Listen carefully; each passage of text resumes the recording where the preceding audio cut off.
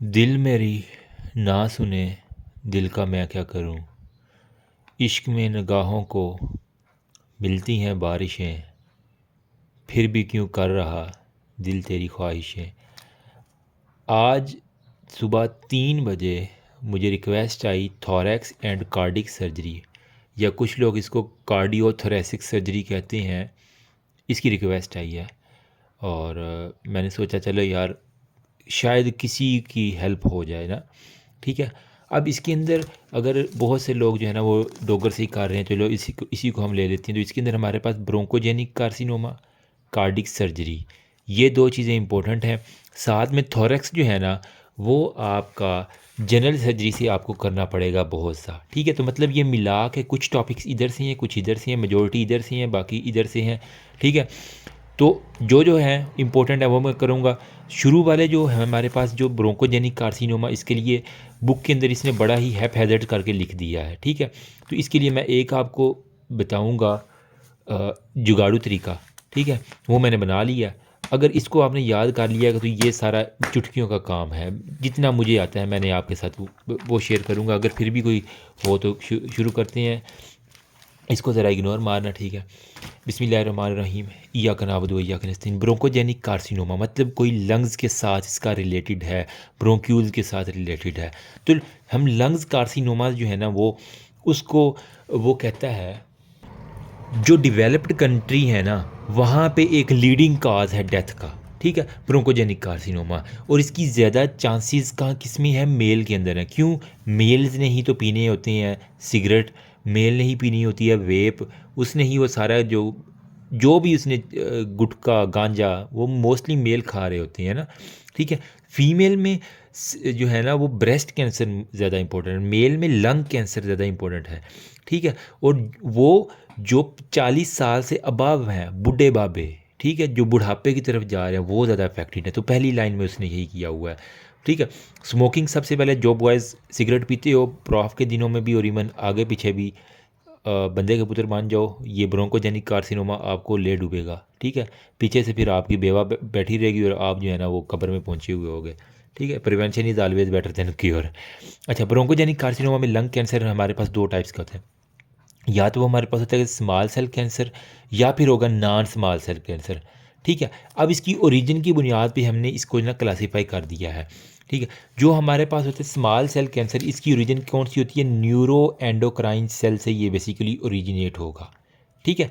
बस ये याद करें, अगर न्यूरो एंडोक्राइन सेल से एवोल्यूशन होने वाला जो है ना वो स्मॉल सेल है, और इसकी परसेंटेज हमारे पास 15% है अगर 100 में से मैं करूँ। जबकि जो नॉन स्मॉल सेल कार्सिनोमा मतलब वो अब इससे अलग जो कैटेगरी है वो 85% है, और यही ज़्यादा है। अब इसके अंदर लंग्स का एडिनो कार्सिनोमा, आपने बड़ा नाम सुना होगा कि लंग्स के अंदर एडिनो कार्सिनोमा है। ये बेसिकली जो लंग्स की टाइप 2 एपिथेलियल सेल्स हैं वहाँ से हमारे पास आता है। इजी हो गया। नंबर सेकंड पे हमारे पास जो होता है ना लंग्स का जो स्क्वेमस सेल कार्सिनोमा, इसकी ओरिजिनेट होती है बेजल एपिथेलियल सेल से। लंग्स के जो बेजल एपिथेलियल, अगर टाइप 2 की बात करेंगे तो एडी। ठीक है। एडी जो है ना वो 2 नंबर ही करता है। ठीक है। तो एडी टाइप 2 एल्विलर सेल है, जबकि जो स्क्वेमस सेल वाला है वो हमारे पास साब। ठीक है। स्क्वेमस सेल वाला जो है ना वो बेजल सेल से हमारे पास अराइज करता है। बाकी जो लार्ज सेल कैंसर है वो हमारे पास वेरियस उसके अंदर एपिथीलियम होती हैं, वो हम आगे डिस्कशन करते हैं। ठीक है। अब यहाँ पे मैंने एक रफ सी डायग्राम बनाई है। इसके अंदर रिस्क फैक्टर मैंने बता दिए, स्मोकिंग होती है, जेनेटिक्स होती हैं, एज होती है, रेडिएशन होती है, रेडॉन गैस पोल्यूशन या उसका एस्बेस्टॉस इंडस्ट्री के अंदर है तो उनके अंदर सबसे ज़्यादा देखा गया लंग्स कैंसर होता है। ठीक है। ये अमूमन आ जाता है शॉर्ट क्वेश्चन। अब देखो ये लंग्स मैंने बनाया है, इसको मैंने एक ब्लैक स्पॉट के ज़रिए जो है ना वो राउंड ऑफ कर दिया है। ठीक है। तो ये वाला जो हमारा पास ये ब्लैक ब्लैक जो सारा है एरिया, ठीक है, इसको मैं कहता हूँ ये हमारे पास है जी सेंट्रल लंग। ठीक है। ये हमारे पास हो गया जी सेंट्रल लंग। और जो बाकी इसके बाहर जो बाकी रह गया है इसको हम कहेंगे जी ये हमारे पास है क्या, पेरीफेरल लंग है। ठीक है। एक सेंट्रल लंग हो गया, एक हमारे पास हो गया जी पेरिफेरल लंग। अब जो सेंट्रल लंग्स है ना इसके अंदर कौन कौन से कैंसर होंगे, सी के अंदर CSS होता है ना, एक हमारे पास एग्ज़ाम होता है पाकिस्तान का। इंडियन स्टूडेंट आप ज़रा छुट्टी करना, लेकिन ये पाकिस्तान में जो है ना CSS एग्ज़ाम होता है। ठीक है। तो इसके अंदर क्या होता है, एक एस से हमारे पास होगा स्मॉल सेल कैंसर। ठीक है। और एक हमारे पास आएगा जो स्क्वेमस सेल कैंसर है, ठीक है। तो स्क्वेमस सेल वाला जो है मतलब ये वाला जो बेजल सेल से राइज हो रहा है और ये वाला न्यूरो एंडोक्राइन वाला, ये दोनों कहाँ से राइज होती हैं? ये सेंटर ऑफ द लंग से राइज होंगे। मज़ा आया कि नहीं आया? अगर मज़ा आया तो वीडियो को लाइक, चैनल को सब्सक्राइब करके जाना। मैं यार क्यों टिपिकल यूट्यूबर की तरह आजकल बनता जा रहा हूँ, पता नहीं मुझे क्या हो गया। अच्छा, असल में मेरा टारगेट है 100K कंप्लीट करने का, पता नहीं कब होने, अल्लाह को पता है। लोग शेयर ही नहीं करते यार, पूरी वीडियो देख जाते हैं, एंड पे फ़ायदा भी उठा लेते हैं और बाद में कोई मुझे भी फ़ायदा नहीं देते। पेरिफेरल लंग के अंदर हमारे पास क्या होता है जो बाकी रह गया लंग, इसके अंदर अब जितने भी आ गए हैं, यहाँ पे हमारे पास एडिनो रह गया या जो लार्ज आ गए ये इसके अंदर आ जाएगा, ठीक है। तो पेरिफेरल लंग के अंदर कौन से आएंगे? इसके एसएस के अलावा जो है ना वो इसके अंदर आएगा हमारे पास एडिनो कार्सिनोमा। एडी जो है ना उसको हम बाहर बिठाते हैं, ठीक है। जो 2 नंबरिया करता है उसको हमने बाहर बढ़ाना है, तो एडिनो कार्सिनोमा, ठीक है। और इसके अलावा जो भी बाकी इसके अंदर लार्ज सेल आ जाएंगे जिसके अंदर वेरियस टाइप है, ठीक है। अब इसकी जो है ना एडी जो है ना वो एक 2 नंबरी तो करता है लेकिन वो सिगरेट नहीं पीता, ठीक है। एडी से क्या बनता है? अल्लाह दीता बनता है ना, ठीक है, वहीं से याद कर लो, ठीक है। तो ये जो है ना वो नॉट एसोसिएटेड विद स्मोकिंग, तो adeno carcinoma not associated with smoking, मतलब इसका सिगरेट पिए ना पिए कोई एसोसिएशन नहीं है। मोस्टली जो अल्फ़ा 1 एंटी ट्रिप्सन जो है ना इसकी वो डेफिशिएंसी जो है ना वो होने की वजह से जो है ना बेसिकली ये सारे आ जाते हैं। लेकिन ये जो सेंट्रल वाला है, सेंटर के अंदर मैं ये देखो आपको एक सिगरेट बना देता हूँ, ठीक है, सेंटर के अंदर। तो इसका जो स्क्वेमस और स्मॉल सेल का है ना इसका हमारे पास एसोसिएशन होता है किसके साथ? स्मोकिंग के साथ, पक्का एसोसिएशन है, ठीक है। तो जो लोग स्मोकिंग करते हो आपके सेंटर के अंदर जाकर ठाक करके चीरा लगना है, ठीक है। तो यहाँ पे ये एक मैंने आपको बात बतानी थी। अब इसके अंदर हमारे पास बेसिकली ना कैंसर की अगर ट्रीटमेंट की बात करें, अगर कुछ भी किसी को समझ नहीं आ रहा वो मैं आपको बता देता हूँ। इम्यूनोथेरापी सब में लिखा ना, हार्मोन थेरापी लिखा ना, बोन मैरो ट्रांसप्लांट लिखा ना, कीमोथेरापी लिख लेना, रेडिएशन थेरापी लिख देना। ये कैंसर की जो है ना हमेशा ट्रीटमेंट में आप ये लिख सकते हैं। अगर किसी को कुछ नहीं याद आ रहा है, ये जुगाड़ू तरीके में साथ साथ बता रहा हूँ। अब मैं आपको दिखाता हूँ बुक के अंदर, उसने पहले पैराग्राफ में वही बाबों वाली बात की हुई है। यहाँ पर उसने एस्बेस्टॉस जिसके अंदर आपने मीज़ोथेलियोमा का नाम सुना होगा पैथो के अंदर, तो एस्बेस्टॉस इंडस्ट्री में जो काम करते हैं उसमें स्मॉल सेल और नॉन स्मॉल सेल में, ठीक है। स्मॉल सेल वो कह रहा है कि हमारे पास एग्रेसिव होती है और सेंट्रली होती हैं। मैंने कहा स्मॉल सेल सेंट्रली होती हैं और ये सिगरेट के साथ एसोसिएटेड है, तो यही वह यहाँ पे देख लेते हैं। एग्रेसिव है, मेटास्टाइज होती हैं और इसको हम दूसरा नाम देते हैं ओट सेल कैंसर, ठीक है। तो अब ये जो स्मॉल सेल है ना कैंसर, इसका दूसरा नाम क्या है? अखरोट के ऊपर चढ़ो तुम, ठीक है। तो ओट सेल, ठीक है, इसको हम कहेंगे। छोटा है, छोटे छोटे अखरोट, बस यूँ याद, ओट सेल कैंसर हम इसे कहते हैं। अब ये क्या है हमारे पास? Packed nature of small, they are neuro endocrine tumour. मैंने बता दिया यहाँ पे स्मॉल सेल वाले न्यूरो एंडोक्राइन ट्यूमर होते हैं। और वो हमारे पास क्या है? पैरानियोप्लास्टिक सिंड्रोम, मतलब इनके अंदर से जो है ना वो न्यूरो और एंडोक्राइन नाम से दायरा, एंडोक्राइन मतलब इसमें कोई हार्मोन रिलीज़ करना है। तो ये बेसिकली क्या करेगा हमारे पास? पैरानियोप्लास्टिक सिंड्रोम काज करवा देगा, ठीक है। एक आपका ये कंसेप्ट क्लियर हो गया। तो पैरानियोप्लास्टिक सिंड्रोम न्यूरो एंडोक्राइन नाम में ही काम है, ये बच्चा भी देख के कर लेगा। जबकि जो नॉन स्मॉल सेल है उसके अंदर हमने कहा adenocarcinoma, squamous cell carcinoma और लार्ज सेल कार्सिनोमा। और इसके अलावा उसने एक जो फोर्थ भी लिखी हुई है मिक्स्ड, वो कोई नहीं पूछता आपसे, ठीक है। मतलब इन्हीं को मिक्सचर बना दो तो ग्राइंडर में डाल दो तो आपके पास आएगा। तो एडिनो कार्सिनोमा, एडी मैंने कहा 2 नंबरिया करता है, ठीक है, वो सिगरेट, लेकिन उसका सिगरेट नहीं पीता। तो वीक एसोसिएशन किसकी है? एडी की। एडी की, एडिनो कार्सिनोमा की weak association, not associated with smoking. Easy हो गया। और ये क्या है? बेसिकली पेरिफेरल का ट्यूमर। मैंने कहा एडी को बाहर बिठाना है तो पेरिफेरल लंग का ट्यूमर आ गया। मज़ा आया नहीं आया? ठीक है। स्क्वेमस सेल एस हमने कहा ये सेंट्रल है, ठीक है, ये वाला CSS सेंट्रल हमारे पास है। स्क्वेमस सेल ये स्मोकिंग के साथ एसोसिएटेड है, तो इसने यहाँ पे क्या कि ये भी एसोसिएटेड विद स्मोकिंग है। सेंट्रली लोकेटेड है, मैंने वही बात की, सेंट्रली लोकेटेड हो गया, ईजी हो गया। बाकी वो जो दरमियान में लार्ज वाले हमारे पास आ जाते हैं। बंदा किस तरह आएगा? हेमोपेटाइसिस, एटिलैक्टेसिस, सांस थूक में जिसको कैंसर हो, खुद ही लगाओ, थूक में मसला, ठीक है, breathlessness, chest infection, loss of appetite, haemoptysis, weight loss, lack of energy, सारी चीज़ें जो कैंसर की होती हैं, ठीक है। अब पेन कोड ट्यूमर क्या होता है? अगर तो वो एपेक्स ऑफ लंग्स के ऊपर ट्यूमर है तो उसकी वजह से हमारे पास क्या होगा? हार्नर सिंड्रोम होगा। उसकी जो है ना वो बहुत सी चीज़ें जिसके अंदर हमारे पास सिंपैथेटिक गैंग्लियन जो है ना वो कंप्रेस हो गए हैं उसके, जब सिंपैथेटिक गैंग्लियन कंप्रेस होंगे तो इसके अंदर हमारे पास क्या होगा, टासिस होगा, मियोसिस होगा, एन ऑप्थेल्मेटाइसिस होगा, ये सारे का सारा। बाकी ये पैरानियोप्लास्टिक सिंड्रोम हमने ऑलरेडी इसके अंदर डिस्कशन कर लिया कि वो हमारे पास क्या करती हैं, हार्मोन रिलीज़ करती हैं, और एक हाइपोकैल्सीमिया और कुशिंग सिंड्रोम के साथ है।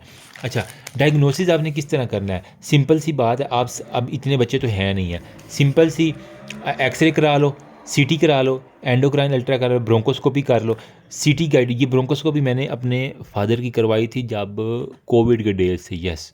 तो उस वक्त जो है ना वो मैं उनको लंग्स का कोई और इन्फेक्शन चल रहा था तो उसकी वजह से हमने करवाई थी।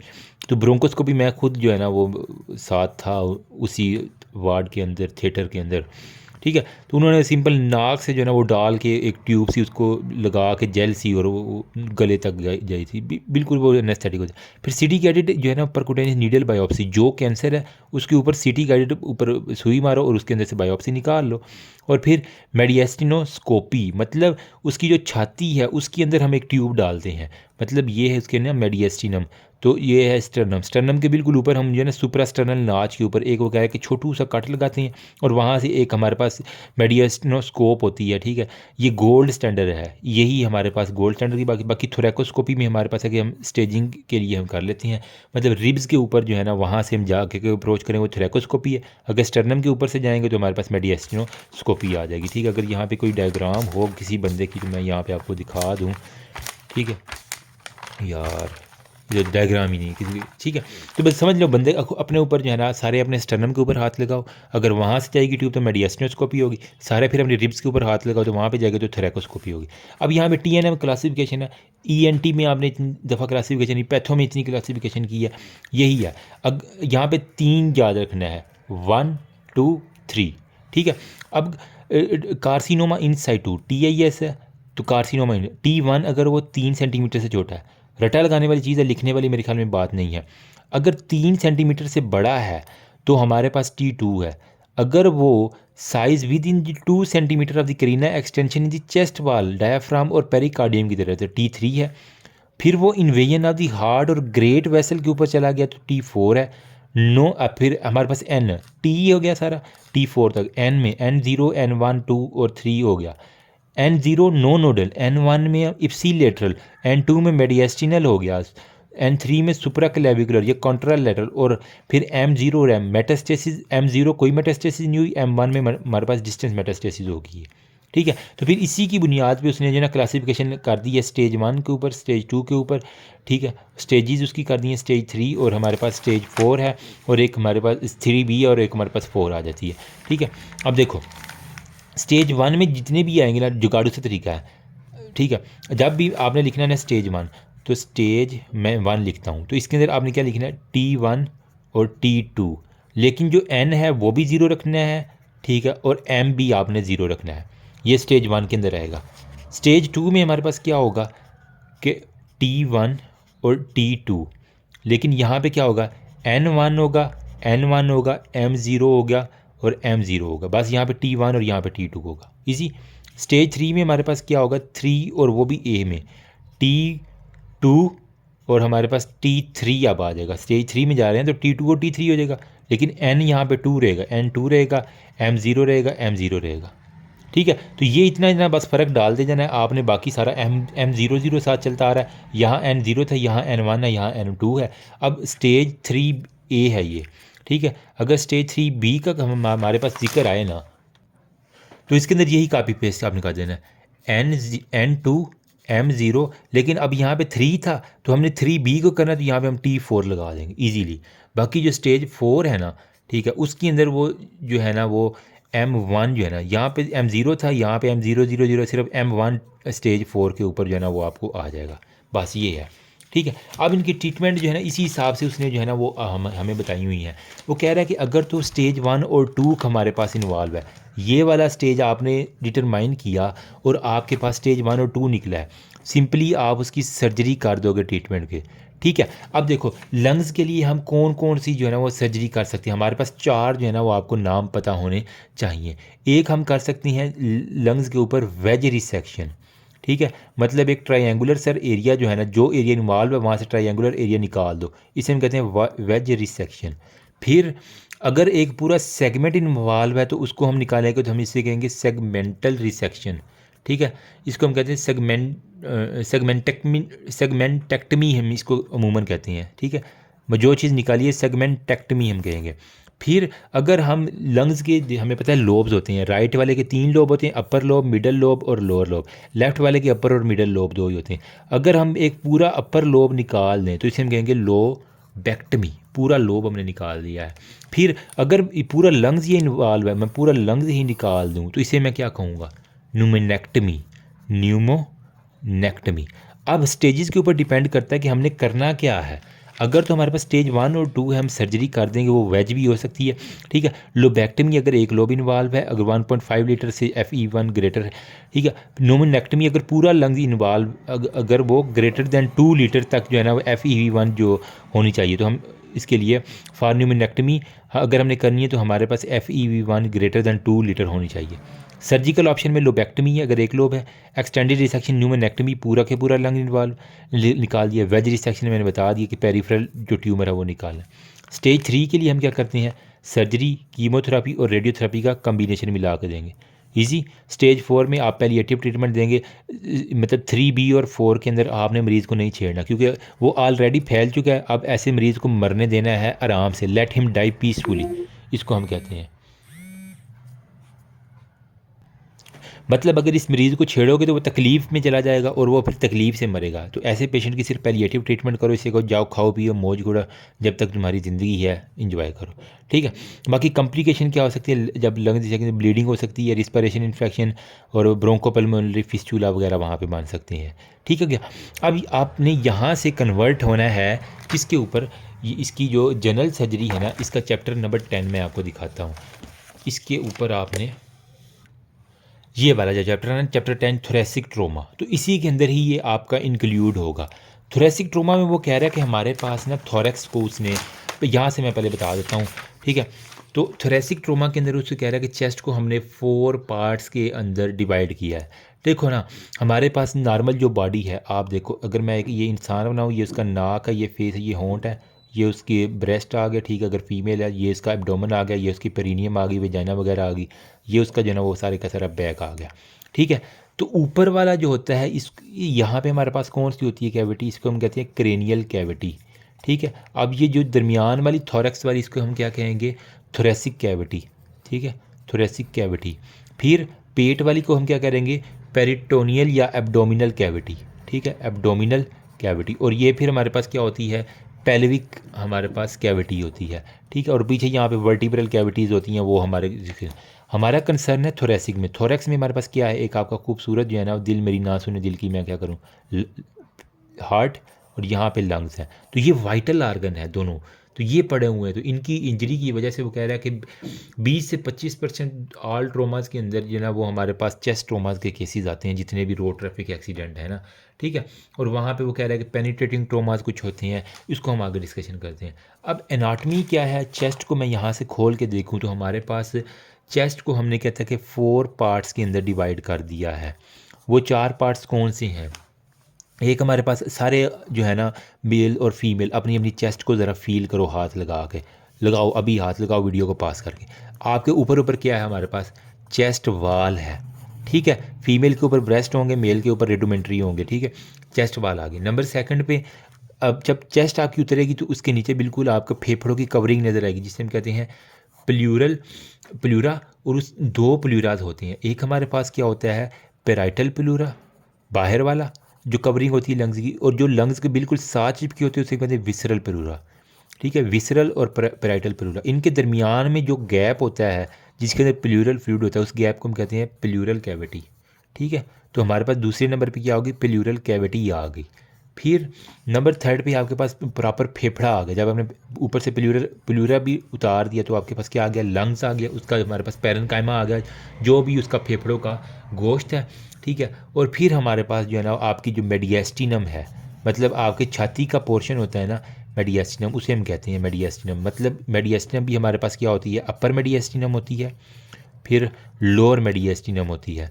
मतलब अगर ये किसी की छाती है ना, यहाँ पे ये स्टर्नम पड़ी हुई है, तो इसकी यहाँ तक जो है ना ये अपर मेडिएस्टिनम है, और ये लोअर मेडिएस्टिनम है। लोअर को भी फिर हम 3 पार्ट में डिवाइड करते हैं। एंटीरियर मेडिएस्टिनम, इसको मैं आगे वाले को काटूंगा, अब दरमियान वाले को काटूंगा और पीछे वाले को काटूंगा अगर मैं साइड से देख रहा हूँ तो एंटीरियर मेडिएस्टिनम, मिडल मेडिएस्टिनम और पोस्टीरियर मेडिएस्टिनम, ये सारी आपकी एनाटमी। तो ये हमारे पास 4 स्ट्रक्चर जो है ना वो हमारे पास चेस्ट के अंदर मिल जाते हैं। ठीक है, तो वो कह रहा है कि हमारे पास जो चेस्ट वाल है वो हमारे पास बोनी थोरैक्स के साथ स्टर्नम होती है, रिब्स होती हैं, बता दिया है। प्लूरल स्पेस हमारे पास होती है जिसके अंदर हमारे पास ब्लड भी आ सकता है, एयर भी आ सकती है। अगर तो इन प्लूरल कैविटी मतलब ये लंग्स है हमारे पास, इसके गिर्द एक हमारे पास ये विसरल प्लूरा है, उसके बाहर है पैराइटल प्लूरा, इनके दरमियान स्पेस है प्लूरल कैविटी। अगर यहाँ पे हमारे पास खून आ जाए, ब्लड आ जाए तो इसे हम कहेंगे हीमोथोरैक्स। अगर यहाँ पे हवा आ जाए तो इसे हम कहेंगे न्यूमोथोरैक्स। हवा आ जाए न्यूमोथोरैक्स, अगर ब्लड आ जाए तो इसे हम कहेंगे हीमोथोरैक्स। तो ये तो बात पता है ना, तो यही उसने भी की। लंग पैरेन्काइमा में हमारे पास कह रहा है कि उसको इंजरी हो सकती है मैडम। बाकी मेडिएस्टिनम जो है ना, इसके अंदर हमारे पास क्या होता है, दिल के साथ क्या होता है, अयोटा आ गई, ठीक है, ट्रैकिया ऊपर से आ रही है, एसोफेगस आ रही है, खुराक की नाली, सांस की नाली, वो इसके अंदर डाल देनी। यहाँ पे वो कह रहा है कि हमारे पास कुछ पैथोफिजियल, जब भी थोरेसिक ट्रॉमा होता है तो क्यों वो कह रहा है कि यहाँ पे 20 से 25% आल ट्रॉमा के अंदर वो उनकी मौत होने के चांसेस हैं। इन एडिक्वेट डिलीवरी ऑफ ऑक्सीजन होती है, हाइपोक्सिया होता है, ऑक्सीजन की हमारे पास कमी हो जाती है, हाइपोवोलीमिया, वॉल्यूम कम, पल्मोनरी वेंटिलेशन कम, मिसमैच होती है जिसकी वजह से कंट्यूजन और हीमाटोमा और वो सारी की सारी। तो हाइपर कार्बिया और एसिडोसिस हमारे पास, ठीक है, CO2 का लेवल ज़्यादा होगा और वहाँ से एसिडोसिस, लैक्टिक एसिडोसिस आपने पढ़ा होगा ना, वो एनएरोबिक मेटाबॉलिज्म की वजह से, पुअर ऑक्सीजनेशन की वजह से मेटाबॉलिक एसिडोसिस, सारी बात यही लिखी हुई है। अच्छा, यहाँ पे वो कह रहा है कि मेजर थोरेसिक जो है ना इंजरीज़, उसने यहाँ पे एक बात की हुई है, ठीक है, वो कह रहा है जो हमारे पास मेजर थोरेसिक इंजरी है ना, ठीक है, इनको हम कहते हैं, क्या दूसरा नाम है, डेडली डोजन, ठीक है, डेडली डीडी, ठीक है, डेडली डोजन कहते हैं। अब इसके अंदर हमारे पास 6 जो है ना वो लीथल, और हमारे पास 6 जो है ना वो हमारे पास कौन सी होती हैं, हिडन इंजरीज़ होती हैं। 6 लीथल इंजरीज़ होती हैं, 6 हिडन इंजरीज़ होती हैं।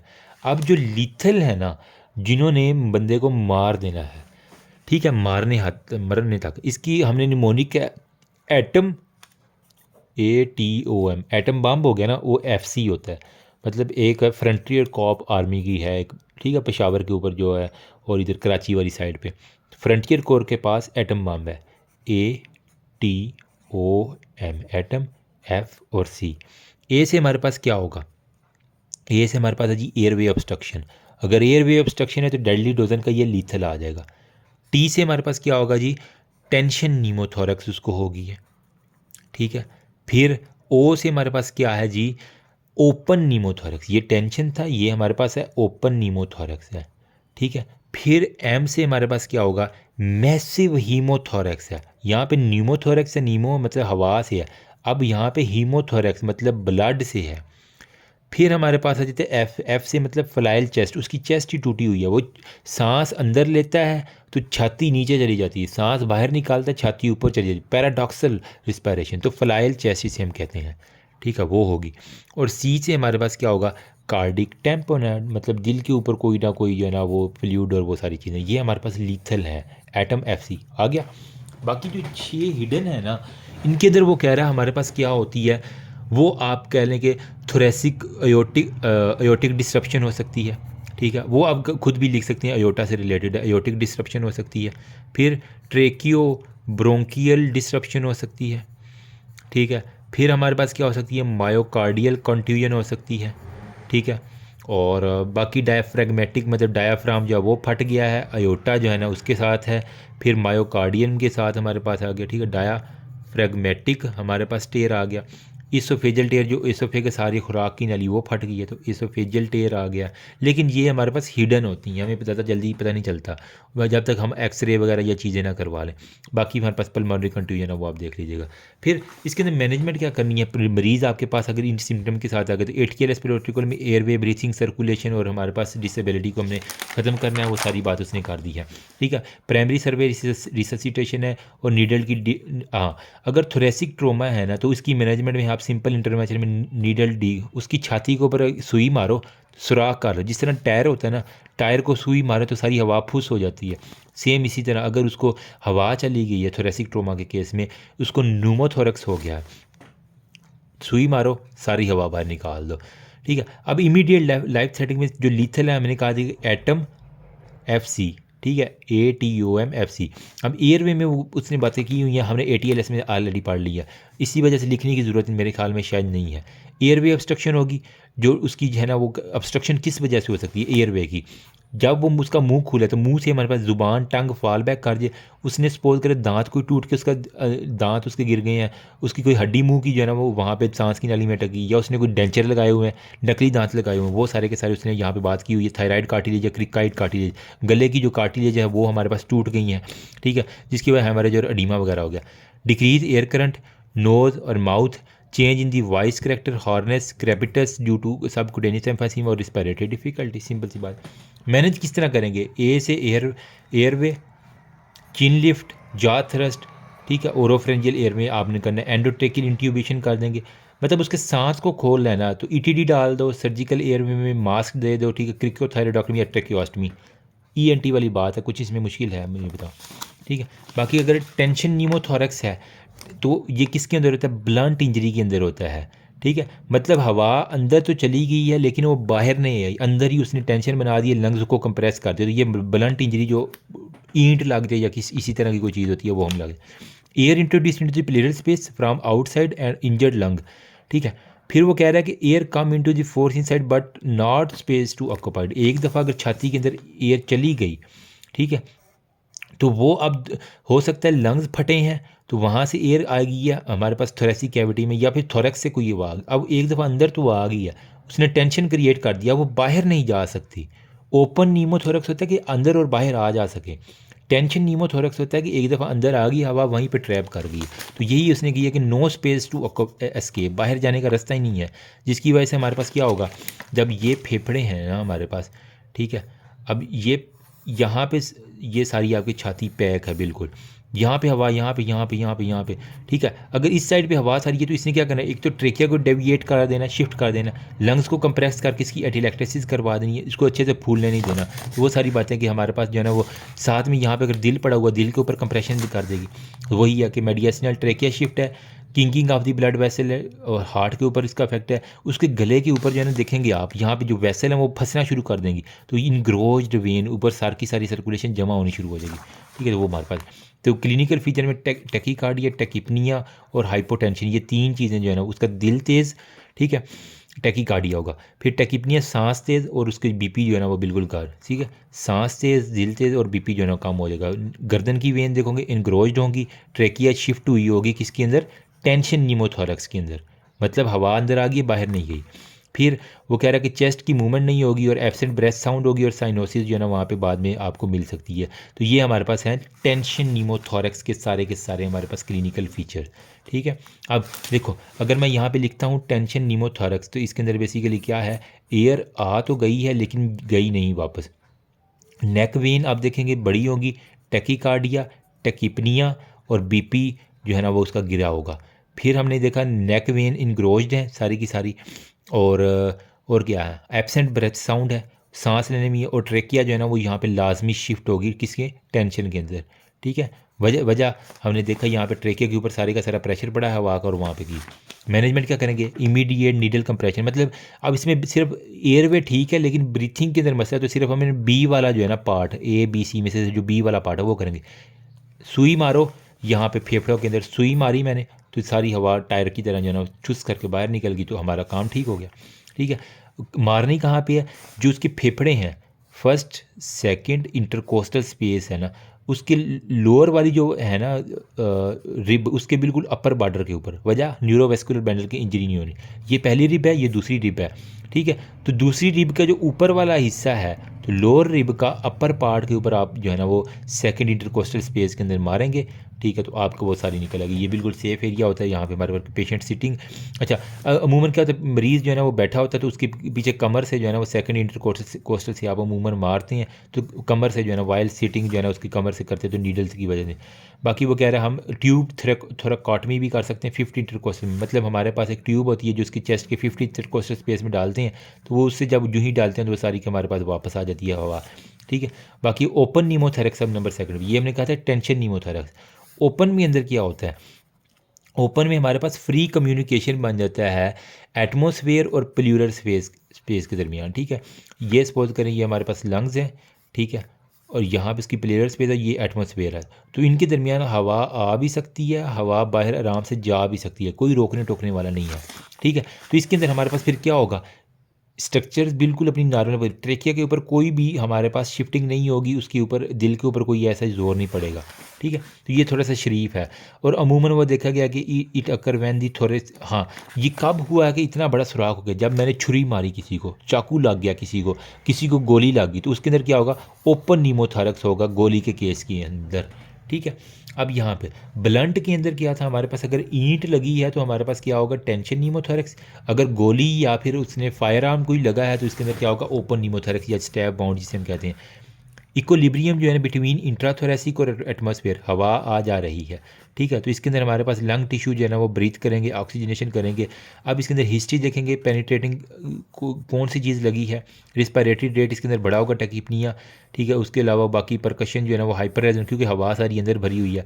सिनेरियो में वो कह रहा है कि इसी तरह का जो है ना पेशेंट आया, ठीक है, जिसको जो है ना वो चेस्ट के ऊपर जो है ना वो देखो इस तरह का पेशेंट, उसके ये जिस तरह छुरी लगी हुई है ना इसको, ठीक है, होपफुली नज़र आ रहा हो यार, एक तो ये बड़ा मसला है, ठीक है। तो यूँ कर लेगी इसको, ये उसका छाती है यार, दिखाना ज़्यादा अच्छा नहीं है मेरे ख्याल में, क्योंकि ये वीडियो रिस्ट्रिक्ट ना लग जाए, ठीक है। तो यहाँ पे सपोज कर चलो, यहाँ पे हमारे पास ये उसको कोई छुरी लगी है, तो यहाँ पे अब हवा आ जा रही है। तो जो नया नया हाउस ऑफिसर है उसने क्या किया, इसको अच्छे से पट्टी से पैक कर दिया, ये वाली पट्टी नहीं, दूसरी जो नॉर्मल पट्टी होती है ना, मतलब अच्छी तरह ऊपर रख के और बंद कर दिया। अब ना हवा अंदर आ रही है ना बाहर जा रही है। देखो तो वो यहीं पे कह रहा है कि ओपन नीमोथोरैक्स कन्वर्टेड इनटू टेंशन नीमोथोरैक्स, क्योंकि अंदर तो डैमेज है, अंदर वाली जो हवा अंदर ही जमा रहेगी, लेकिन बाहर वाली जो जा रही थी वो नहीं हुई। तो अब उसने क्या किया, ऊपर पट्टी बांध के उसको अच्छे से ग्रिप करके बांध दिया, ना अंदर वाली हवा अंदर ना बाहर वाली बाहर, लेकिन अंदर तो उसका लंग रिपेयर ही नहीं किया उसने, ठीक है। तो इसकी वजह से हमारे पास क्या होगा, उसको टेंशन नीमोथोरैक्स हो सकती है। तो ऐसे केस में हमने फिर क्या करना होता है, हमारे पास जो ड्रेसिंग होती है वो 3D होती है। हम 3 साइडों से जो है ना वो उसकी ड्रेसिंग करते हैं, एक साइड उसकी खाली रहती है, इसके ऊपर ये देखो पॉलीथीन का एक शापर सा जड़ा हुआ है। अब हवा यहाँ से साइडों से होती होती बाहर तो चली जाएगी, लेकिन जब सक करेगा तो हवा यहाँ पे जाके रुक जाएगी, अंदर नहीं जाएगी, ठीक है। इस तरह हम उसका जो है ना वो टेंशन नीमोथोरैक्स भी नहीं क्रिएट होने देंगे और बाहर वाली हवा अंदर भी नहीं जाने देंगे। तो यहाँ पे एक हल्का सा, अगर बुक के अंदर शायद रिफ्लेक्शन में नज़र नहीं आ रहा, तो यहाँ पे देखो ना, उसने ये हल्का सा एक पॉलीथीन का शापर की तरह की एक पट्टी होती है, ठीक है, वो लगाई हुई है। इसको कहते हैं कि इसको कहते हैं occlusive dressing taped on the 3 sided occlusive dressing होती है। एक साइड यहाँ से बस थोड़ी सी नीचे से खुली होती है, बाकी ये सारा ऊपर शापर चढ़ा हुआ है, यहाँ पे ट्रांसपेरेंट आपको पता चलता रहता है, हवा बस निकल रही है बाहर, अंदर वापस नहीं जा रही, और हमारे पास कोई टेंशन नीमोथोरैक्स क्रिएट नहीं हो रहा। तो इसके अंदर प्राइमरी सर्वे में हमने बी पार्ट करना है, इसमें ओपन सकिंग माउंट देखनी है, बाकी ATLS प्रोटोकॉल में बाकी फ्लटर वाल्व और ये ओपन ड्रेसिंग करनी। अगर किसी को मैसिव हीमोथोरैक्स है, ठीक है, मतलब ब्लड बहुत ज़्यादा है, तो ब्लंट ट्रोमा के केस के अंदर हमारे पास होता है कि ब्लीडिंग जो है ना वो अगर हमारे पास एक्सीड कर दिया 1500 से, तो इसको हम कहेंगे मतलब 1.5 लीटर की कोक की बोतल है ना जितनी, उतना अगर आपका ब्लड लॉस हो गया है तो समझो। तो यहाँ पे वो कह रहा है कि हमारे पास मेन सोर्स ऑफ ब्लीडिंग क्या होती है, इंटरकोस्टल आर्टरी से होती है, इंटरनल मेमोरी आर्टरी से, या लंग पैरेन्काइमा से। हिस्ट्री ऑफ ट्रोमा, हाइपोवोलीमिया, और हमारे पास चेस्ट, वो सारी की सारी आ जाती हैं। यहाँ पे वही देखो कि हमारे पास डल पर हमें परकशन मिलेगी सारी की सारी, ब्रेथ साउंड एब्सेंट होंगी, और वही बच्चों वाली बात है। हमारा प्राइमरी सर्वे होगा, ब्लड उसको जो है ना वो इवैक्यूएट जितना हुआ है चेस्ट ट्यूब में देख लेंगे, बाकी कोलाइडल जो है ना और ब्लड उसके अंदर देंगे, ऑटो ट्रांसफ्यूजन देंगे, थोड़ा जितना लॉस हुआ उसको रिप्लेस करेंगे। अगर ज़्यादा हो गया 1500 से तो उसके अंदर हम चेस्ट ट्यूब इंट्यूबेट करेंगे। अगर 200 ml पर आवर से ज़्यादा है तो हमारे पास 2 से 3 कंजक्टिव ये और के अंदर, तो हमारे पास इसकी मैनेजमेंट इसके हिसाब से होगी, ठीक है। अब यहाँ पे फ्लाइल चेस्ट की बात करते हैं। फ्लाइल चेस्ट क्या होता है, एक ये मेरी पसली है, ये 2 पसली हैं, ये 3। अगर एक पसली 2 जगह से या 2 से ज़ायद जगह से टूट गई है तो क्या होगा, जब वो सांस लेगा, अमूमन आप सारे बंदे सांस लो, अंदर सांस लोगे तो आपकी छाती बाहर आती है, बाहर सांस निकालो तो छाती अंदर गई, लेकिन इनमें उल्ट होगा, सांस अंदर लेने के ऊपर छाती जो है ना वो बाहर आ जाएगी, और सांस जो है ना वो देखो ना, जब ये सांस लेगा तो सारी छाती अंदर की तरफ जो है ना वो चली जाएगी, पैराडॉक्सली हो जाएगी नॉर्मल बंदे से। नॉर्मल में हम सांस लेते हैं तो छाती बाहर आती है, लेकिन इसके अंदर छाती अंदर चली जाएगी। तो यही है हमारे पास, वो कह रहा है कि मल्टीपल रिब फ्रैक्चर अगर हो जाए एक से 10 जगह पे, इसे हम कहते हैं फ्लाइल सेगमेंट है, और वहाँ पे जो रिमेनिंग चेस्ट है वो यही कह रहा है कि लंग्स, और वो काज करते हैं कन्फ्यूजन एंटीरियर फ्लाइल होती है, इसके अंदर वो कह रहा है बकेट हैंड इसको हम बकेट हैंडल डिफॉर्मिटी भी कहते हैं, या स्टोव, जिस तरह चूल्हा होता है ना, बिल्कुल वैसा ही हमारे पास हो जाती है। रिस्पायर उसको सांस लेने में मसला ट्रोमा है और बाकी वही बचे। मैनेजमेंट में क्या है, हमने लंग्स की जो भी कंफ्यूजन है वो हमें देख लेनी है। कार्डिक टैम्पोनेट क्या है, अगर वही पेनिट्रेटिक इंजरी जो है ना थोरासिक ट्रोमा की, वो बाउंड कर ले पेरिस्टेनल रीजन के ऊपर और वहाँ पे बिटवीन दी स्कैपुला, पीछे से जो है ना वो स्कैपुला के रीजन भी, आगे वाली साइड पे पेरिस्टेनल एरिया के ऊपर, देखो ना ये हमारा स्टर्नम है, उसके साइडों वाले पेरिस्टेनल एरिया के ऊपर है, या पीछे से जो स्कैपुला की बोन है, इनके दोनों के दरमियान कोई इंजरी होगी तो मतलब आपका खतरा जाना चाहिए कि ये कहाँ पे जा सकती है, दिल तक जा सकती है और कार्डिक टैम्पोनेट कर सकती है। दिल के गिर जो ना कार्डिक फीलिंग जो है ना वो स्पेस जो होती है पेरिकार्डियल स्पेस, उसके अंदर फीलिंग हो जाती है, जिसकी वजह से हमारे पास टैम्पोनेट होता है और हमारे पास दिल सही से पंप नहीं कर पाता है। पैथोजेनेसिस में यही है, ब्लड कलेक्ट हो जाता है पेरिकार्डियम में। दिल के गिर्द क्या होती है, लंग्स के गिर्द प्लूरा होता है, दिल के गिर्द पेरिकार्डियम होती है। तो पेरिकार्डियम के इर्द गिर्द अगर ब्लड इकट्ठा हो जाए तो ये अच्छे से कॉन्ट्रैक्ट रिलैक्स नहीं हो पाएगा, प्री लोड डिक्रीज़ हो जाएगा ड्यू टू प्रेशर, और वहाँ पे इनफ्लो कम हो जाएगा, हार्ट और नेक वेन, उसकी गर्दन की वेन फूली हुई नजर आएंगी। क्लिनिकल फीचर में हमारे पास क्या होगा, बैक्ट्राइएट उसने बात की हुई है, क्या होगा, venous pressure increase, muffled heart sound और decrease arterial pressure, tachycardia, hypotension, neck vein engorged होंगी, मफल्ड होंगी, और हमारे पास कैस्मल ब्रीथिंग मतलब पैराडॉक्सल, बताया ना मैंने, उसकी जेवीपी रेज्ड होगी, इंस्पायरेशन, जब वो सांस लेगा तो उसकी जेवीपी गर्दन के ऊपर अच्छी खासी रेज होगी, इसको हम कहते हैं कैस्मल साइन। ठीक है, तो ऐसे पेशेंट में अब सिर्फ कार्डिक टैम्पोनेट में हमारे पास क्या है, सर्कुलेशन का मसला है। तो सर्कुलेशन का मसला के लिए हमने एयरवे ब्रीथिंग और सर्कुलेशन, तो सी वाला जो स्टेप है वो इसके अंदर सिर्फ करना है। इसके अंदर हम फिर साथ में फास्ट स्कैन करते हैं, जिसे फोकस्ड एब्डोमिनल सोनोग्राफी ट्रोमा करते हैं। अगर किसी को दिल का, तो हम साथ में पेट भी देख लेते हैं, कहीं उसको पेरिटोनियल कैविटी का तो नहीं है, साथ में ईसीजी गाइडेंस कर लेते हैं नीडल के ज़रिए, बाकी ओपन पेराडॉक्टमी और पेरिकार्डियल कैविटी के अंदर से जो भी हमारे पास ब्लड वो ले लेना होता है। ठीक है, अब ये टॉपिक आपने करने के बाद ये वाला थोरेसिक ट्रोमा, इतना आपने अगर टॉपिक कर लिया है तो इसके बाद आप पेज नंबर 312 के ऊपर आ जाओ, 312 पेज के ऊपर मैं आपको कुछ दिखाना चाह रहा हूँ। ठीक है, यहाँ पे अब यहाँ पे ट्यूब थोराकाटमी या चेस्ट ट्यूब इंट्यूबेशन, आपकी जब स्किल लैब होती है ना सर्जरी की, तो उसके अंदर आपको ये लाजमी सिखाते हैं किन केसेस में आपने चेस्ट ट्यूब की इंट्यूबेशन करनी है। सारे अपनी बगलों के ऊपर हाथ लगाओ, वहाँ पैक मेजर फील करो और एंटीरियर एक्सिलरी लाइन और सारे अपने निप्पल के ऊपर हाथ लगाओ। वहाँ उनके दरमियान में आपको एक जो है ना वो ट्रायंगल ऑफ सेफ्टी मिलती है, वहाँ पे हमने एक ट्यूब डाली होती है जिसे हम कहते हैं चेस्ट इंट्यूबेशन। ठीक है, यहाँ पे ये देखो उसकी ये बगल उसने ऊपर की हुई है, ठीक है, और यहाँ पे बगल, यहाँ पे उसका क्या आगे वाला होता है पैक मेजर, यहाँ पे एंटीरियर एक्सिलरी लाइन और उसके निप्पल के दरमियान में ये एक ट्रायंगल सी बन रही है ना, तो ये सेफ एरिया, यहाँ पे कोई नर्व कोई आर्टरी नहीं होती, यहाँ पे हम एक ट्यूब डालते हैं जिसे हम कहते हैं चेस्ट ट्यूब इंट्यूबेशन। ये उसकी सारा बगल है और ये आर्म उसका आ गया, ये उसका हेड सारे का सारा। ठीक है, तो अब यहाँ पे देखो ये कह रहा है किस केस में हमने करनी थी चेस्ट ट्यूब, इसको ट्यूब थोराकैटमी कहते हैं, ये चेस्ट इंट्यूबेशन। एयर फ्लूइड पास या ब्लड आ जाए, न्यूमोथोरेक्स आ जाए, ब्लिग्नेंट प्लूरल एफिजन, एम्फाइमा हो जाए, ट्रॉमेटिक हीमोथोरेक्स की थोराकैटमी हो जाए। स्टेप्स क्या हैं इसके अंदर, ट्रायंगल ऑफ सेफ्टी हमने देखनी होती है। ठीक है, अब इसके अगर कोई आपसे पूछ ले तो यहाँ पे ये आपको ट्रायंगल ऑफ सेफ्टी उसने एक बना के दी हुई है। ठीक है, अब ये देखो ये एक लाइन आ रही है, कौन सी आ रही है, मिड एक्सिलरी लाइन आ रही है, यहाँ पे उसका निप्पल आपको नज़र आ रहा है, तो निप्पल से एक बेसमेंट के लिए लाइन है, और एंटीरियरली जो है ना वो lateral border of the pec major, तो यहाँ पे एक बड़ा सारा आपका पैक मेजर है, तो इसका ये मीडियल बॉर्डर है स्टर्नम वाला, ये लेटरल बॉर्डर, तो lateral border of the pec major, mid axillary line, basement के ऊपर हमारे पास क्या आएगा निप्पल। ठीक है, at the level of the nipple, तो इनके दरमियान हमारे पास ट्रायंगल ऑफ सेफ्टी होती है। बस ये बात है, हमने करना क्या होता है, सबसे क्या ऐसे ही हम ट्यूब मार देंगे, नहीं, सबसे पहले हमने इसके ऊपर एंटीसेप्टिक मतलब उसको सफाई करनी है। ठीक है, उसके बाद हमने क्या करना है, लोकल एनेस्थीसिया, कोई जेल या लिग्नोकेन वगैरह का इंजेक्शन यहाँ पे एनेस्थीसिया ताकि दर्द ना हो, वो करने के बाद हमने 3 सेंटीमीटर इंसिजन देना है along the rib.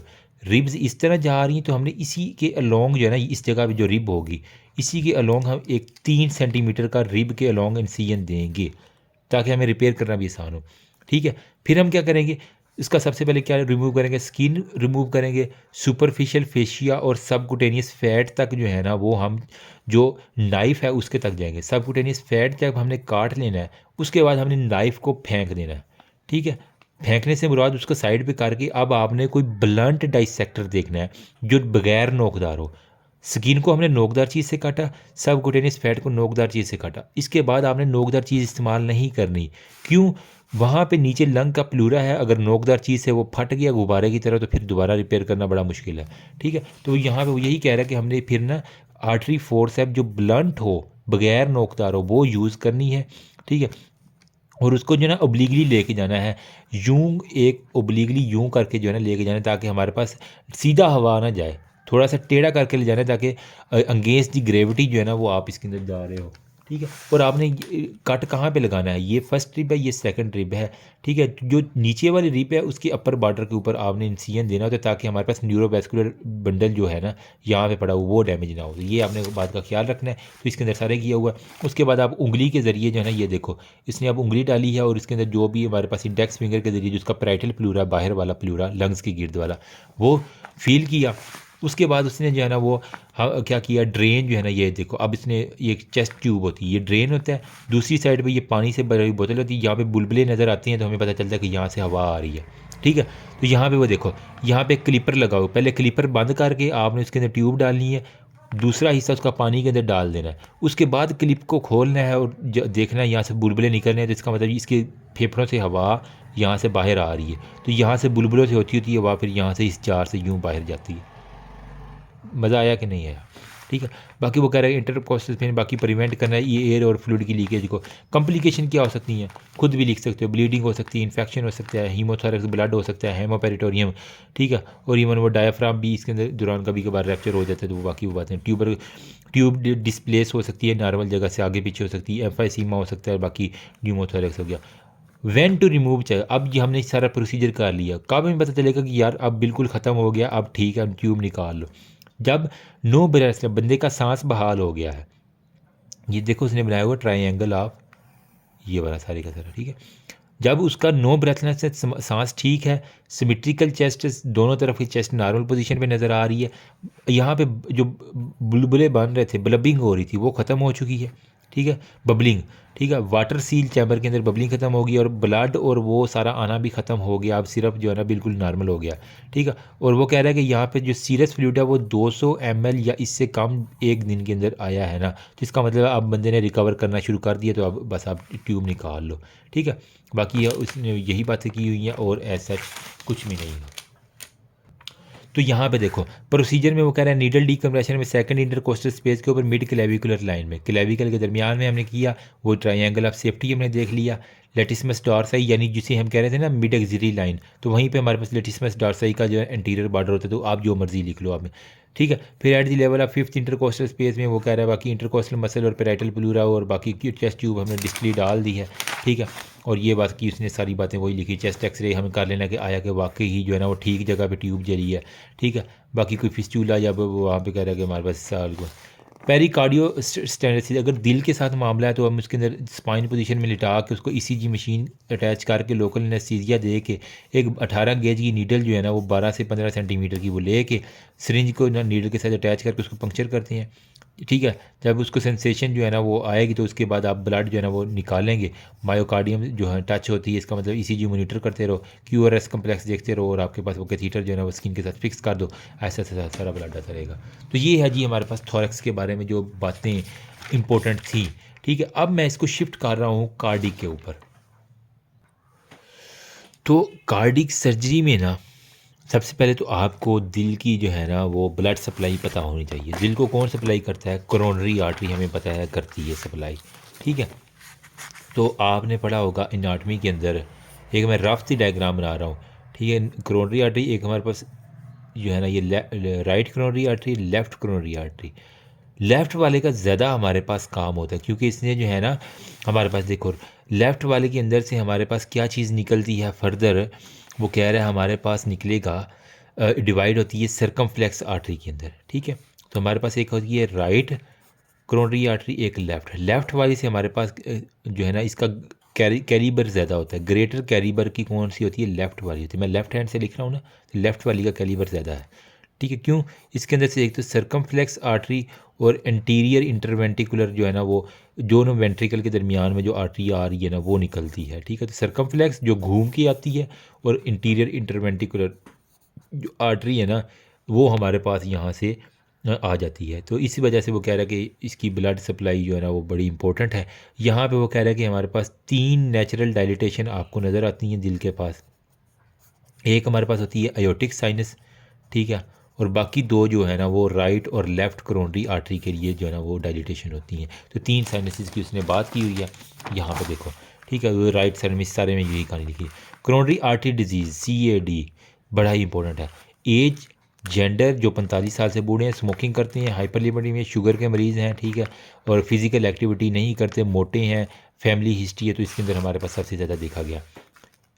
Clinical feature chest pain, angina, MI और हार्ट फेलियर। सिंपल सी बात, ECG करा लोगे, कार्डिक एंजाइम करवा लोगे, ठीक है, एक्सरसाइज टॉलरेंस टेस्ट करवा लोगे, इको करवा लोगे, थेलियम स्कैन, ये मैंने अपने बाबा का भी करवाया हुआ था यार, क्या दौर थे, ठीक है। लेकिन ये बड़ा ही जो है ना वो जो कह लें कि बंदे को लगता है कि मेरे अंदर से हीट निकल रही है, इतना ये थेलियम स्कैन ख़तरनाक होता है, ठीक है। हमने इसके अंदर क्या न्यूक्लियर जो है ना स्कैन इसको हम कहते हैं, इसके अंदर से मायोकार्डियल एक्टिविटी चेक करने के लिए एंजियोग्राफी भी हम फिर साथ करवाते हैं।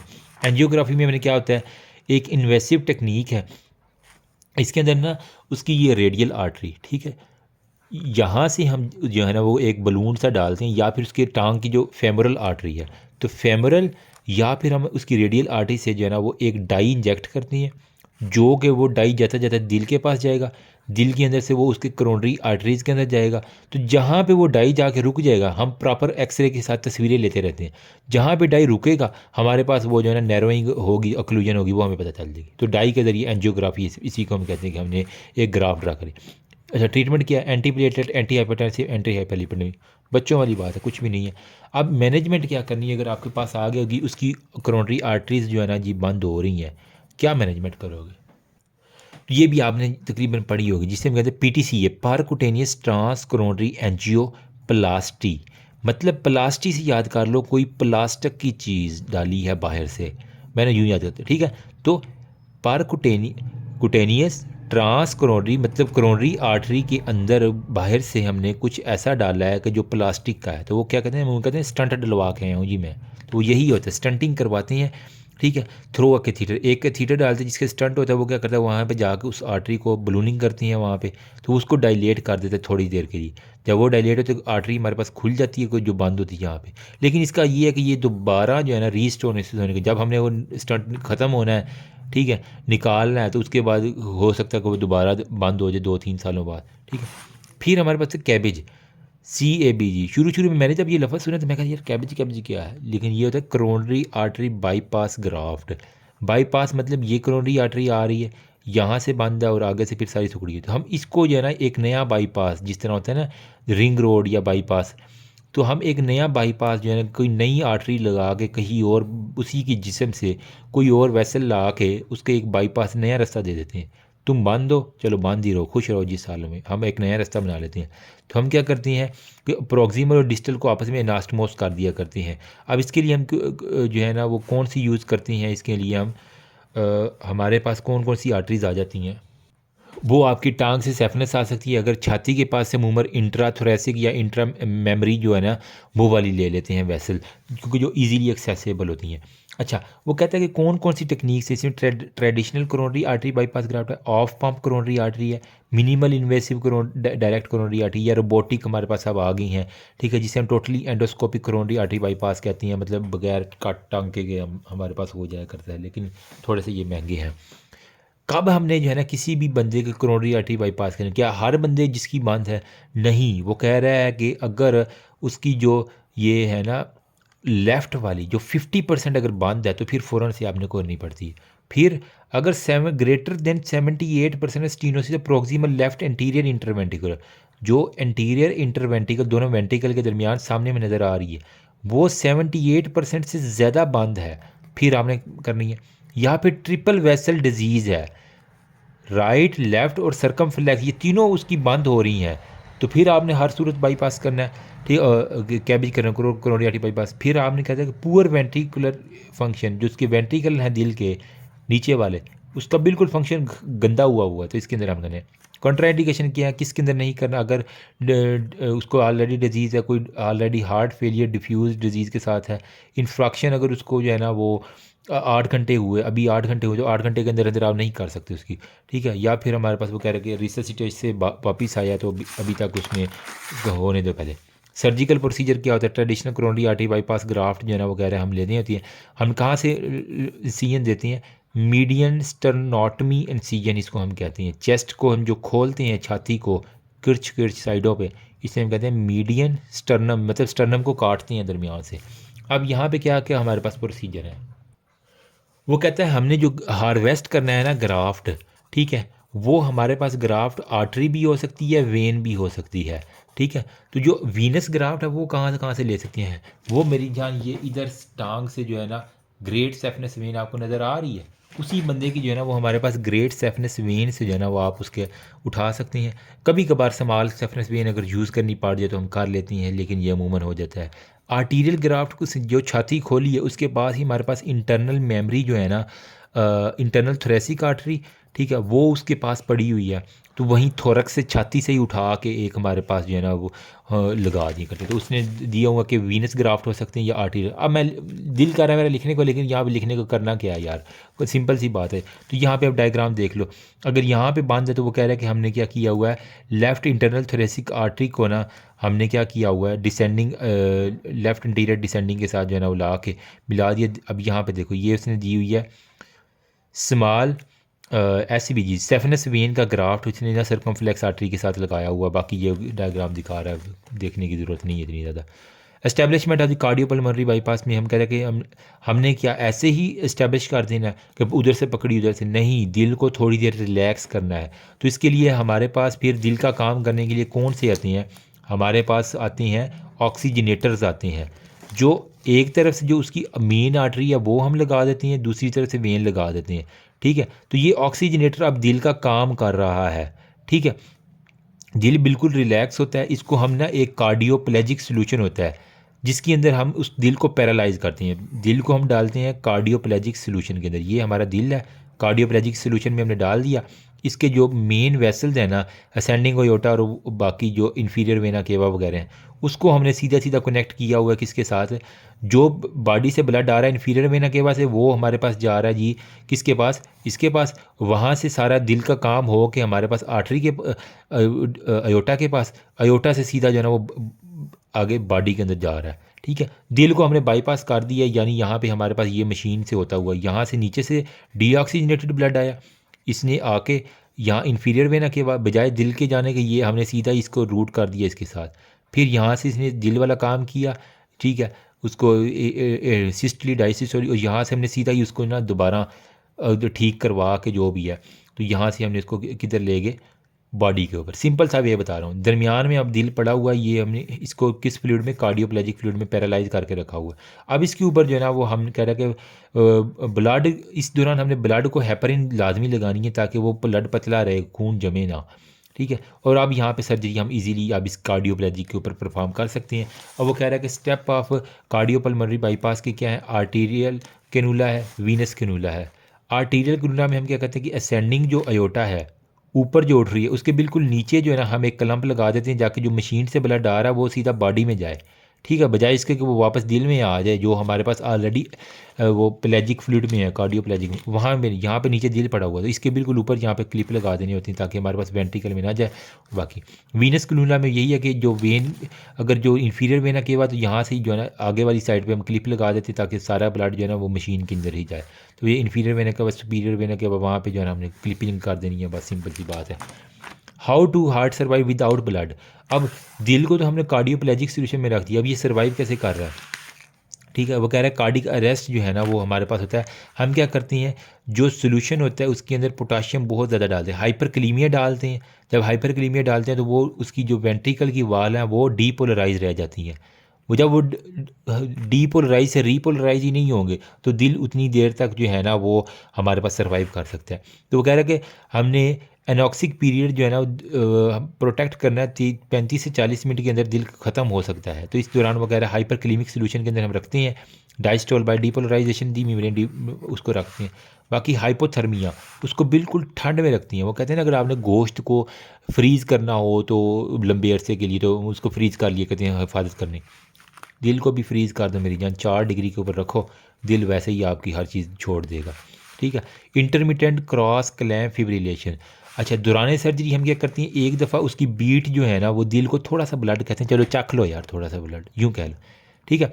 तो अब यहाँ पे वो यही कह रहा है कि हमने उसको चखाना होता है, साथ में हमारे पास फिब्रिलेशन मतलब एक बिजली का झटका मारना होता है दिल को, ताकि वो अपनी हरकत थोड़ी सी बताता रहे कि मैं फड़फड़ा रहा हूँ। तो स्मॉल इलेक्ट्रिकल चार्ज देना है। ठीक है। बट नॉट ब्लड लेसली, इसके अंदर थोड़ा सा ब्लड रह जाता है और उसके ऊपर जो है ना फिर हमने इजेक्ट करवाना है। ठीक है। एक हल्का सा इलेक्ट्रिक का झटका, उसके बाद वो कह रहे 10 से 20 मिनट के लिए जो है ना हर 10 से 20 मिनट के बाद ये झटका देना होता है एयोटिक क्लैम्प को खोल के, और उसके बाद दोबारा जो है ना वो बीट करता है 1 दफ़ा 2 दफ़ा, फिर उसके बाद बंद कर देते हैं। टोटल सर्कुलेटरी रेस्ट में क्या होता है हमारे पास क्या है कि नीडल में be needed while performing this, इसके अंदर असेंडिंग अयोटा के ऊपर एनोरिज्म जो है ना वो बना हुआ है। तो यहाँ पे वो कह रहे हैं कि 7 डिग्री जो है ना ड्रॉप करना है, हम तमाम बॉडी के आर्गन को ही ड्रॉप कर देते हैं, क्योंकि बॉडी आर्गन तो बाकी तो वैसे ही टेम्परेचर पे चल रहे हैं, तो हम उसका टेम्परेचर भी लो कर दिया करते हैं। फिर वो कह रहे हैं कि हम आइस पैक यूज़ करते हैं, और हर जो है ना 20 से 30 मिनट के दरमियान में वो कह रहा है कि हम पंप को ना स्विच ऑफ करके दिल को एक्टिव कर दिए, फिर दोबारा सर्जरी, फिर दिल को एक्टिव, तो इसके अंदर दिल को थोड़े थोड़ी देर बाद जो है ना वो जगाती हैं ब्लड दे के, उसके बाद फिर इस पंप को चला दे के इसको बंद कर देती हैं। ठीक है। बाकी इनास्टमोसिस में कह रहा है कि हम कंडक्ट करते हैं, रिवर्स वीनस ग्राफ्ट हमारे पास होता है। बाकी डिसकंटिन्यूएशन ऑफ दी कब करनी है हमने, बाईपास को कब करना है, जब राइट एटीएम को क्लम्पिंग जो है ना वो हमारे पास पूरी हो गई है, मतलब प्रोसीजर हमारा सारा कंप्लीट हो गया, वेंटिलेशन हमने दे दिया मरीज़ को, अब वीनस ब्लड को हम अलाउ करते हैं to fill the right atrium, मतलब ये हमारे पास राइट एटीएम, तो वीनस ब्लड को कहते हैं कि चलो यार तुम पहले राइट एटीएम को भरो। ठीक है। और उसके बाद जो है ना ये वाला राइट एटीएम, ये वाला ना ये लेफ्ट है, तो राइट एटीएम को वो भरना शुरू कर देता है आहिस्ता आहिस्ता। उसके बाद हम रिमूव करते हैं अलॉन्ग विद एट्रियल कैनुला, फिर उसके बाद अयोटिक कैनुला जो है ना वो बाद में उसके बाद रिमूव करते हैं, तो ताकि वो फीलिंग कर जाएगा। साथ में हेपरिन लगाने होती हैं, प्रोटामीन सल्फेट और वो बाकी चीज़ें। क्लोयर में कंटिन्यूएशन करके हमने अब छाती जो खोली है, ठीक है, कौन सा हमने दिया था, मीडियन स्टर्नेक्टमी इंसिजन दिया था, तो जो रिब हमने काटी थी उसके दरमियान स्टील वायर लगा के स्किन को क्लोज कर देते हैं। कॉम्प्लिकेशन क्या हो सकती है, ऑक्सीजन फेल हो सकती है, ट्यूबिंग रैप्चर हो सकती है, कोआगुलोपैथी हो सकती है, मायोकार्ड बच्चों वाली बात है। अब यहाँ पे कह रहा है of pump coronary artery bypass, ये एक पुराना तरीका है जिसमें हम क्या करते हैं, सिर्फ वही दिल का हिस्सा जो है ना जहाँ पे हमने एक्ट करना है उसी को सिर्फ पैरालाइज करते हैं, बाकी दिल सिर्फ सारा चलता रहता है। तो इसके अंदर हमारे पास ये होता है ऑक्टोपस हम यूज़ करते हैं, मशीन होती है जिसके ज़रिए हम जो है ना बीटिंग हार्ट सर्जरी जो है ना, दिल धड़क भी रहा होता है, आप सर्जरी भी कर रहे, अगर इस हिस्से की सर्जरी कर सिर्फ इसको पैरालाइज कर लो, बाकी पूरा जो है ना वो हमारे पास धड़क रहा होता है। ठीक है। लेकिन इसकी कॉम्प्लिकेशन है, ब्लीडिंग हो सकती है, न्यूरोलॉजिकल डिसफंक्शन है, वाउंड इन्फेक्शन है, बाकी वही है, मोर्टेलिटी इसकी बहुत ज़्यादा है। ठीक है। एंजाइना जो है ना वो हमारे पास कह रहा है कि 90% 1 साल में बेहतर है, बाकी 5 साल में 80% है, बाकी सर्वाइवल इसका ये है, तो बस देख लेना। ठीक है। बाकी रह गई यहाँ पे जो वाल्वुलर हार्ट डिजीज़ है ना, ये मैंने पीड्स का जो टॉपिक है ना, ये पीड्स के एक्चुअल टॉपिक हैं, टेट्रोलॉजी ऑफ फैलेट हो गया, transposition of great vessel, anomalies of, ये सारे मैंने पीडियाट्रिक की मेरे प्लेलिस्ट अलग से चैनल के ऊपर जाओ, पीड्स 1 आवर वाली वीडियो देखो, उसमें CVS बहुत से लोगों ने उसको जो है ना अप्रिशिएट भी किया, मैंने बनाई है वीडियो 1 घंटे वाली। तो पीड्स के अंदर मैंने सारा ये CVS कवर करवा दिया, अब यहाँ पे पढ़ने की ज़रूरत नहीं है क्योंकि ये हमारा सर्जरी के साथ इसका ऐसा ताल्लुक नहीं है, वहाँ पे पीड्स में हमने इसको कवर कर लिया। वेल्युलर हार्ट डिजीज़ है, मैकेनिकल वाल्व है, बायोलॉजिकल में ऑटोग्राफ्ट है, हेट्रोग्राफ है, अगर हम एनिमल का लगा रहे हैं, अगर किसी कैडेवर का इंसान का लगाते तो ऑटोग्राफ्ट होता है, अगर हम किसी जानवर से लेके लगाते उसको हम हेट्रोग्राफ्ट कहते हैं, सिंपल सी बात है। ठीक है। बाकी यहाँ पे वो कह रहे हैं बाई लीफ ग्राफ होते हैं जो मैकेनिकल खुद बना के बाल एंड केज होती हैं, बच्चों वाली बात है। माइट्रल स्टीनोसिस हो गया, मतलब बाई कसबिट जो है ना इसकी बाल की जो है ना वो हमारे पास स्टीनोसिस हो सकती है। रोमेटिक फीवर में, कैल्सिफिकेशन कॉन्जेनिटल में, बाकी वो यही है इंडिकेशन किया है। क्लोज माइट्रल वेल्वुलेक्टमी, जो बाल ख़राब है उसको रिपेयर कर दो। ओपन माइट्रल वेल्वुलेक्टमी है, क्लोज्ड, ओपन या बलून माइट्रल वेल्वुलोप्लास्टी। ठीक है। ये 3 प्रोसीजर का बस नाम देख लेना। माइट्रल रिगर्जिटेशन मतलब जो रिगर्ज कर रहा है दोबारा, तो वहाँ पे प्रोलैप्स हो सकता है, स्कीमिया हो सकता है, एंडोकार्डाइटिस हो सकता है, और क्या है इन्वेस्टिगेशन सिम्टम है लेफ्ट वेंट्रिकल डिसफंक्शन है। बाकी एयोटिक स्टीनोसिस में अयोटा जो है ना जो लेफ्ट वेंट्रिकल से आ रहा है, ठीक है, अयोटा की तंगी होने की माइल्ड हो सकता है, मॉडरेट या सीवियर हो सकता है, एरिया के ऊपर डिपेंड करता है। 1.5 से 2.5 अगर ग्रेटर देन हो तो सीवियर हमारे पास हो जाएगा। इन्वेस्टिगेशन ट्रीटमेंट वही है। एयोटिक रिगर जो वापस जा रहा है किस किस के में, मार्फन में एयोटिक डाइसेक्शन, एनकालाइजिंग स्पोनेट है, पैथो की सारी चीज़ें हैं, कुछ भी नहीं है इसके अंदर। ट्रीटमेंट वही है। आपने ट्राइकस्पिड वाल्व डिजीज़ के अंदर हमारे पास रूमेटिक फीवर के अंदर मोस्टली देखी गई ट्राइकस्पिड, ठीक है। और पल्मोनरी वाल में मतलब फिर वो जो राइट वाली साइड पे बलून डिलिटेशन, वेल्वुलेक्टमी, वेल्वुलोप्लास्टी, ये 4-5 प्रोसीजर हैं, ये हमने उसके अंदर देख ली थी। Transposition of great vessel. अच्छा, यहाँ पे एक टॉपिक है थोरेसिक आउटलेट सिंड्रोम, गैंग्रीन का टॉपिक है, वीनस अल्सर का, एक्यूट लिम्फ एक्सकीमिया, क्रोनिक लिम्फ एक्सीमिया, और हमारे पास जो है ना गैंग्रीन का टॉपिक। ये भी आपके जो है ना जनरल सर्जरी के अंदर मोर और लेस कवर हो गए हैं सारे ऑलमोस्ट, ठीक है। अगर आप इसके अंदर एक आर्टरी वाला चैप्टर यार कौन सा था, मैं उसके अंदर आपको दिखा देता हूँ, बल्कि बढ़ा भी देता हूँ, ठीक है। अगर आप करना चाहें तो ये आर्टीरियल डिजीज़ वाला ये जो है ना 204, यस, ठीक है। तो इसके अंदर आपने करनी है, अगर आपने इसी के अंदर साथ ही मिलाना है, ठीक है, तो ये वाला, ठीक है। अब इसके अंदर देखो ये वाला critical limb ischemia, ischemic rest pain, और इसको हम करेंगे आर्टीरियल डिजीज़ के अंदर, इसका मैं अलग से वीडियो बनाऊंगा इंशाल्लाह, ठीक है। और बाकी इरेक्टाइल डिसफंक्शन, ये जो मर्द हजरात हो, बंदे के पुत्र बांध जो पुठे काम ना किया करो, ठीक है। अच्छा, यहाँ पे फिर हमारे पास और इसके साथ आप ऐड कर सकते हैं एनोरिज़म्स, ठीक है। एनोरिज़म में हमारे पास कौन सी हो सकती हैं? एनोरिज़म बेसिकली क्या होता है, ये आपने पढ़ा था पैथो के अंदर, इसका बड़ा इंपॉर्टेंट टॉपिक था कि डायलिटेशन ऑफ द वाल होती है। इसके अंदर 4-5 टर्म थी, लेकिन यहाँ पे इसने लिखा हुआ ट्रू एनोरिज़म है। अगर हमारे पास कौन से ट्यूनिका इंटीमा, मीडिया, एडवेंटिशिया, अगर तीनों लेयर की बल्जिंग हो जाए वेसल की तो ये ट्रू एनोरिज़म है। अगर इनमें से एक लेयर जो दरमियान वाली पहली वाली है उसकी बल्जिंग हो जाए, ठीक है, वो टेयर हो जाए, वो लीक कर जाए वहाँ से ब्लड, तो वो हमारे पास फॉल्स एनोरिज़म है। फिर उसकी क्या होती है, फ्यूजी फार्म हो सकती है जिस तरह स्मूथ मसल होती हैं, या फिर सेक्युलर फार्म हो सकती है। तो इस तरह की हमारे पास जो है ना वो ये वाली शेप के लिहाज से ये टाइप्स हैं, ये इसकी टाइप हैं। बाकी अब्डोमिनल एयोटिक एनोरिज़म, अगर पेट के ऊपर उसको कोई ना पल्सेटिंग मास फील हो रहा है तो वो इसके अंदर आ जाएगा। सिम्टोमेटिक भी हो सकता है, एसिम्टोमेटिक भी हो सकता है, डिपेंड करता है उसकी कंडीशन के ऊपर, ठीक है। उसको हमने कहना है कि तुम अगर एसिम्टोमेटिक है तो स्मोकिंग को रोक दो, बीटा ब्लॉकर दे दो, स्टेटिन दे दो, और उसकी लाइफ स्टाइल मॉडिफिकेशन एक्सरसाइज करो। अगर सिम्टम आ रहे हैं तो फिर हमने डिजिटल एम्बुलाइजेशन करके वहाँ पे जो है ना उस एरिया को ट्रीट करना होता है, तो हमारे पास वो सारे का सारा हो जाता है, ठीक है। बाकी वो कह रहा है कि यहाँ पे हमारे पास रप्चर में वो रिपेयरिंग के बारे में बता रहा है। यार ये तस्वीरें मैं ज़्यादा नहीं दिखा सकता क्योंकि बाद में फिर वीडियो रिस्ट्रिक्ट हो जानी है, ठीक है। पोप्लिटियल में अगर उसकी ये टांग के ऊपर वो कहता है कि डॉक्टर साहब यहाँ पे करके ना, ये देखो मैं वीडियो बनाता रहा हूँ उस दिन भी, यहाँ पे करके वो कहता है जी यहाँ पे कुछ बल्जिंग इस तरह का का फील हो रहा है, तो इसका मतलब है कि ये हमारे पास पोप्लिटियल एनोरिज़म है। तो इसकी हमने क्या करना है, अगर वो 2.5 सेंटीमीटर से बड़ा है और वहाँ पे थ्रोम्बस है तो हमारे पास लाइगेट करके उस एरिया को काट के वहाँ पे लॉन्ग सेपनेस वेन और वहाँ पे ग्राफ्ट वगैरह लगा देना होता है। अच्छा, यहाँ पे फिर गैंग्रीन की टाइप्स, ठीक है। गैंग्रीन बेसिकली क्या, जो हमारे पास अमूमन शुगर के पेशेंट में आपने देखा होगा कि उसके ना अंगूठे ये जो है ना वो काले हो जाते हैं, ये गैंग्रीन है, मैक्रोस्कोपिक डेथ टिश्यू हो जाती है, उसकी परफ्यूजन नहीं ठीक हो। ड्राई गैंग्रीन हो सकती है, वेट हो सकती है, या फिर गैस गैंग्रीन हो सकती है। ड्राई क्या है, आहिस्ता आहिस्ता होती है, आहिस्ता आहिस्ता वहाँ पे सूख जाती है वो चीज़, ठीक है। वहाँ पे कोई पानी वगैरह इस तरह पस वगैरह नहीं होती, ब्लैक हो जाती है वो चीज़ और ड्राई आउट हो जाती है, ठीक है। वेट में क्या है, शुगर वाले मरीजों में आपने देखा पस सी निकल रही होती है, तो ये वेट गैंग्रीन होती है। ये मुझसे पूछा था हमारी सर्जरी का जब था ना, हाँ वाइवा था उसके अंदर। गैस गैंग्रीन में हमारे पास क्लॉस्ट्रीडियम परफेरेंजिस, पीसी होटल सीपी, क्लॉस्ट्रीडियम परफेरेंजिस, वो जो है ना वो हमारे पास क्या कहते हैं CO2 प्रोड्यूस करते हैं, इसकी वजह से नेक्रोटाइजिंग वहाँ पे आपको सारी जो है ना वो पास और क्रेपिटस और जिस तरह पत्ते सूखे होते हैं ना, इसके अंदर आप बेंजाइल पेंसिन दे दो तो आपके पास काम हो जाएगा, ठीक है। That's all about. बाकी वीनस के अंदर अगर आप देख लोगे तो आपके पास वीनस अल्सर थोड़े से देख लेना, बस वही हो जाएंगे। तो that's all about, thank you so much, remember me also in your precious prayer. Hopefully ज़्यादा नहीं तो दिल दियाँ गल्लां हो गई होंगी नाल नाल बह के, ठीक है। दुआओं में याद रखना, बताना थोड़ी बहुत समझ आई है कि नहीं आई। आई नो कि मैं कोई बहुत अच्छा नहीं पढ़ा था, लेकिन आप सब लोग मुझसे ज़्यादा समझदार हैं, तो ये वाली चीज़ें हमारी हो गई, ठीक है। वेलविलोप्लास्टी यहाँ पे बस कर देना। Thank you.